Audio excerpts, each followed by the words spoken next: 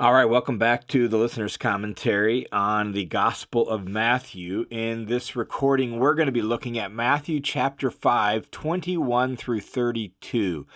We're going to cover a lot of ground fairly quickly here when we could really slow down and think through some of the implications of things a little more fully, and we just don't have time to do that on the commentary. It doesn't really make sense, but on my Bible and Life podcast, where I went through the Sermon on the Mount several years ago, I do that. I slow down, think through the implications, and approach it more in smaller chunks. And so if you want more detail after you listen to this recording, you could go find some of those recordings there on the Bible and Life podcast. So let's jump into this section here by looking at the context, just remembering where we're at in the entire flow of the Sermon on the Mount. Chapter 5, 1 through 20 functions as the introduction to the Sermon on the Mount, and it culminates in what I understand to be the main theme of the sermon, and that theme is this idea of surpassing righteousness. And then coming out of that theme at the end of verse 20, beginning here in this section, what Jesus does is he provides some examples of what surpassing righteousness looks like. In this section, we're going to look at the first two, murder and adultery. And what Jesus does is he's going to offer some reflections and teachings on two of the 10 Commandments to help us really see how deep they go and how wise and important they are. So the overarching question here is, what really is the aim of the commands, you shall not murder, and you shall not commit adultery? So Jesus begins with the murder command. He says in verse 21, you have heard that the ancients were told, that is, our forefathers, those who lived a long time ago, you have heard that they were told, you shall not murder, and whoever commits murder shall be answerable to the court. This refers to command 6 of 10, right? I have the 10 commandments. Here's command 6, you shall not murder. And he amplifies it with this further statement, whoever commits murder shall be answerable to or liable to the court. They're going to be guilty before the court if you commit murder. And we would all agree that murder is a heinous, not only crime, but sin. And the fact is, most of us could say, I haven't committed murder. And if that in itself made us truly righteous, then that would be that. But there's more to it than that. And so Jesus goes on in verse 22 to help us see that the principle of a thing goes much deeper than just the actual act of murder itself. So he says in verse 22, but I say to you, the ancients were told this, but I say to you, and this really demonstrates Jesus' authority for being able to say, look, listen to me, there's actually more going on here than meets the eye. So I say to you that everyone who is angry with his brother or sister shall be answerable to the court. It's not just whoever commits murder, it's being angry with them makes you liable before the court. And whoever says to his brother, you good for nothing, shall be answerable to the Supreme Court. And whoever says, you fool, shall be guilty enough to go into the fiery hell. And we get what anger is here. These other two, when he says, you good for nothing, or you fool, these are actually two terms of contempt. What Jesus is doing is giving a couple examples of how anger might play out in contempt. The phrase good for nothing literally is the word racha. It's an Aramaic term of contempt, roughly like the idea of like, you idiot, or something like that. And you fool is another term of contempt.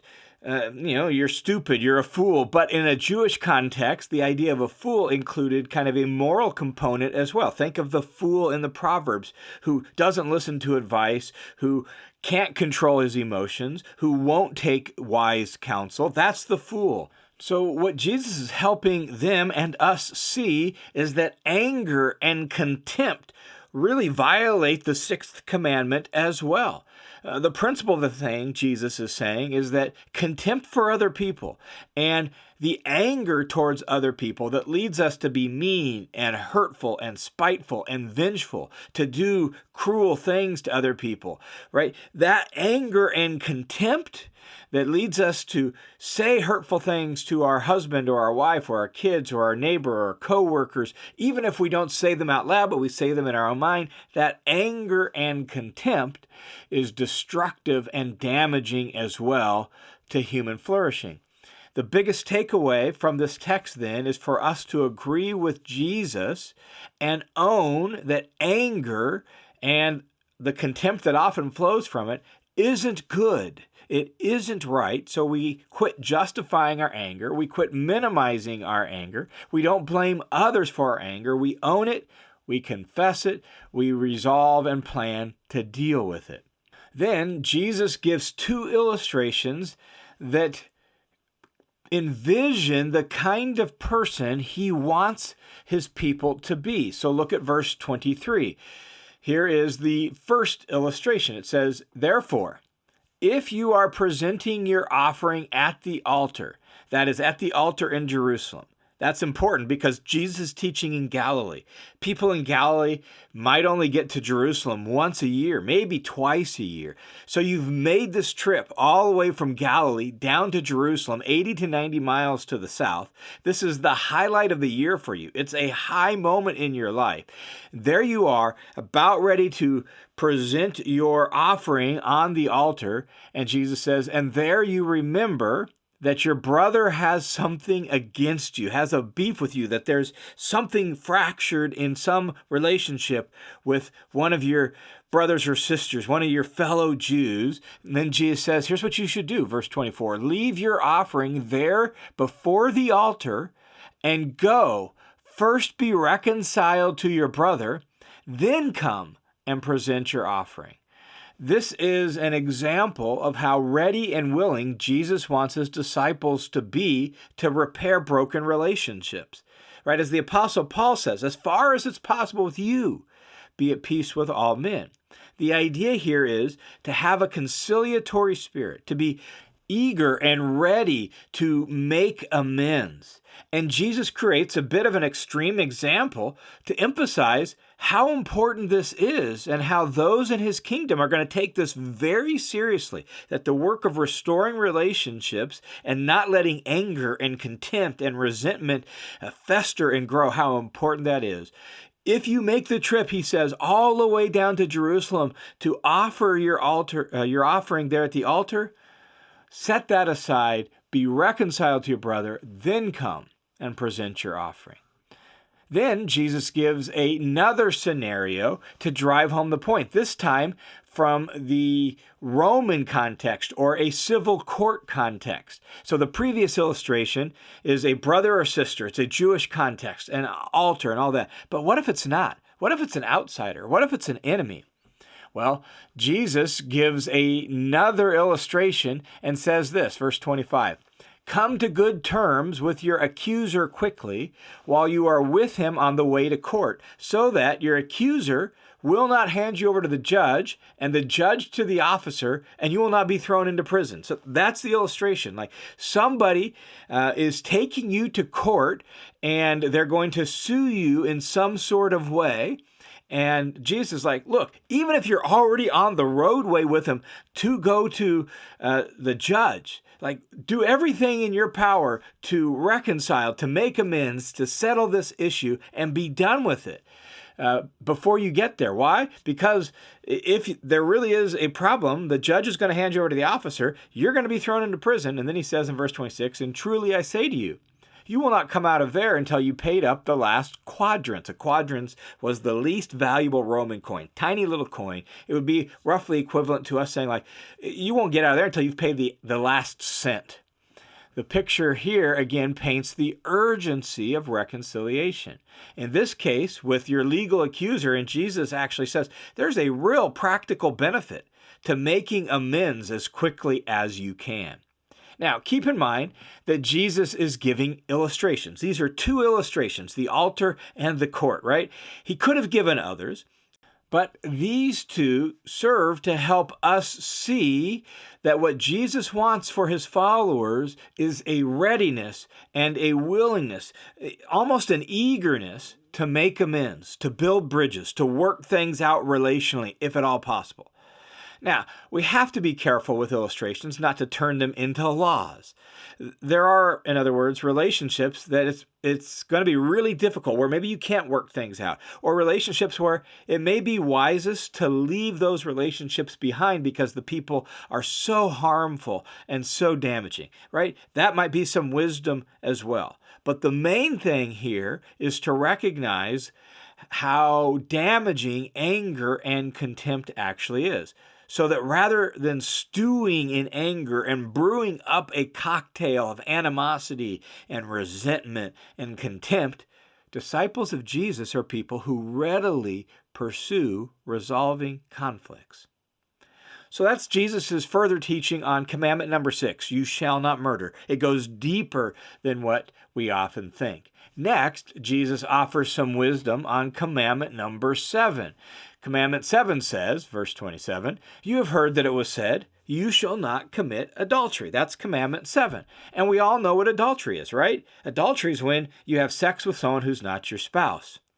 But Jesus is going to go on and say that it goes deeper than that.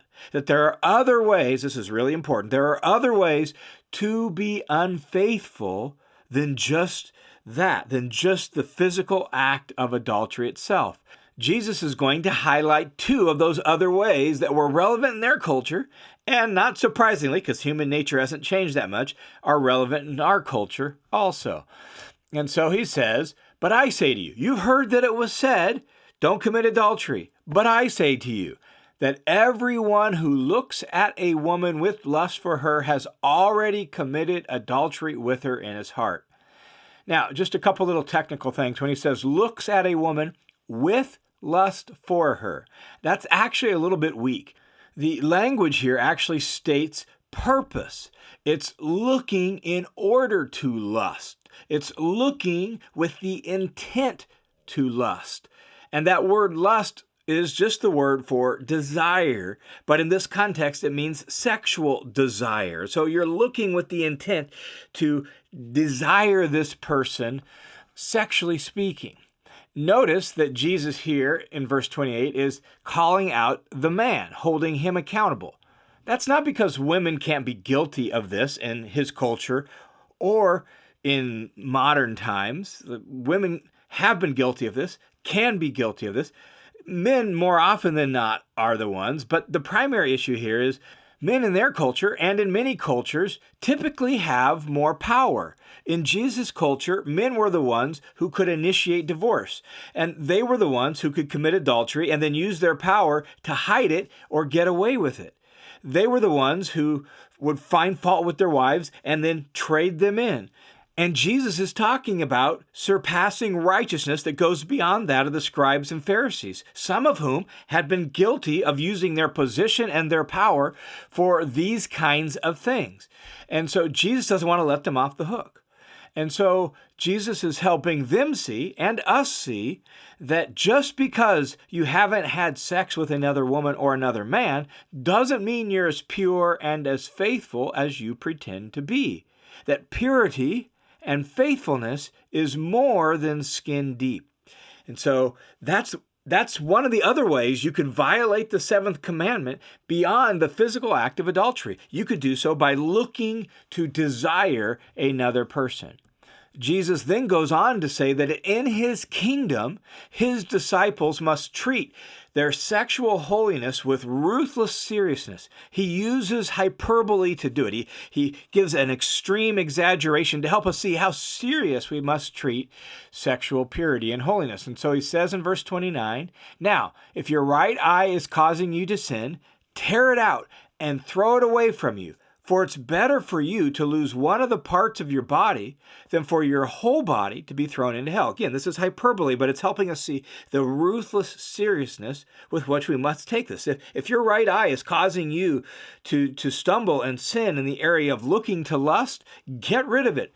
throw it away. Or, verse 30, if your right hand is causing you to sin, well, cut it off and throw it away from you. Again, this is hyperbole. It's not literal, but it's helping us see the ruthless seriousness with which we take this. For it's better for you to lose one of the parts of your body than for your whole body to go into hell, to go into the punishment of those who have violated God's ways and God's commands. So one way that we could violate the intent of the seventh commandment, even if we haven't had sex with someone who's not our spouse, is by looking to lust for someone else. Then Jesus gives another example, another way that someone could be unfaithful to their spouse. And that other way he's going to give is divorce. We could have separated this out as a separate section, but I think it's important here in the Sermon on the Mount to keep it connected to its context rather than treating it separately. And the reason for that is because it's an example of what the seventh commandment is actually aiming at. That's how Jesus uses it here. So it's directly connected to this idea of you shall not commit adultery. You shall not be unfaithful to your marriage vows. That's the idea. Jesus will give more treatment on this subject in Matthew 19, so we can look at it in a little bit more detail there. But here I want to keep it connected to this command so we see how it fits in the Sermon on the Mount. And so he says in verse 31, now it was said, whoever sins away his wife is to give her a certificate of divorce. This comes from Deuteronomy 24:1. And in Matthew 19, when we look at it there, Jesus makes it clear there that this instruction was only given because of the hardness of the human heart. That divorce was not something God willed or wished for. It's really not our will or our wish either, right? Like no one actually plans their wedding day while at the same time planning on getting divorced. That's just not the way we plan weddings. And so divorce is not God's will. It is a concession to the hardness of human heart. And so in verse 32, Jesus goes on to show that divorce is contrary to marriage's design and actually leads to the breaking of the seventh commandment. Look what he says in verse 32. He says, but I say to you that everyone who divorces his wife, and the reason, again, it's stated from the man's perspective, is in their culture, only the man could initiate divorce, right? So it was he who had to initiate, maybe there were rare exceptions, but for the most part, only the man could initiate divorce. And that's why it's stated the way it is. In my culture, either man or woman can initiate divorce. And so the principle goes both ways and applies to both men and women here. So he says, everyone who divorces his wife, or we might broaden it out to spouse, right? Everyone who divorces his wife, except for the reason of sexual immorality. That phrase, sexual immorality, translates a word that just refers to any sort of sexual infidelity, any sort of sexual activity beyond that within the marriage confines. So whoever divorces his wife, except for this reason, makes her commit adultery. Notice the way that's worded, causes her to become an adulteress. And there's a variety of reasons for that. But the general idea here is that causes her to become unfaithful to her marriage vows. And then notice the follow-up in the last line of verse 32. And whoever marries a divorced woman commits adultery. That there's been unfaithfulness here to the marriage vows. Notice that adultery gets mentioned twice at the end of verse 32. Why is that? Well, it's because Jesus is giving an example of another way you can break the seventh commandment. He's trying to help them and us see that divorce violates the principle embodied in the command, you shall not commit adultery. The principle is you ought to be faithful to your marriage vows. And divorce is a form of unfaithfulness. Now, in Jesus' day, divorce was actually a raging debate among the teachers of the law. That's why it comes up again in Matthew 19, and it actually comes up where they're trying to invite Jesus into that debate. And there were two main schools of thought in first century Jewish culture. They typically centered around two kind of rabbinic schools of teaching, the school or the thought of Shammai and that of Rabbi Hillel. Shammai was more the strict school on this issue here, more conservative, more strict. And Shammai basically said that the only reason a person can divorce their spouse is in the case, like Jesus, of adultery or unfaithfulness.